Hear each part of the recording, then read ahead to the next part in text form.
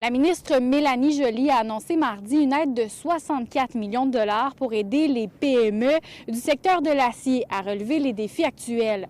De ce montant, 1,5 million est accordé à 2 entreprises de la Mauricie, la première AGT Robotique à Trois-Rivières et la deuxième Machinerie Pronovo à Saint-Tite. C'est des contributions non remboursables.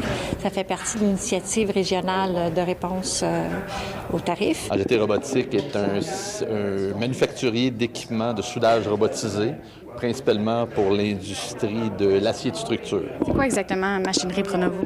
Dans le fond, on est un fabricant de machinerie agricole et de souffleuse à neige. Fait qu'on fait tout le processus de la conception, fabrication, expédition. Une partie des fonds va aller directement à avoir des équipements de développement sur le plancher de production, robotique, avec des versions un peu raccourcies de ce qu'on livre à nos clients pour pouvoir nous-mêmes les utiliser, les améliorer. Est-ce que ça va vous permettre le montant qui vous est octroyé aujourd'hui?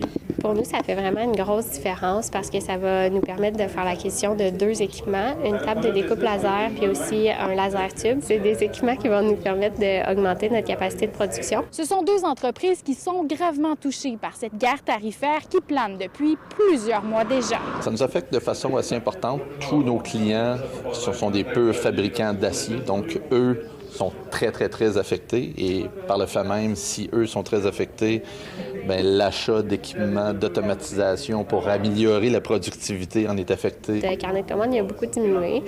On a eu une baisse de notre chiffre d'affaires d'environ 7 à 10 % en lien à ces tarifs. Beaucoup d'incertitudes pour les entreprises. J'étais à Washington il y a quelques semaines, je suis allée rencontrer justement des entreprises américaines puis des législateurs américains.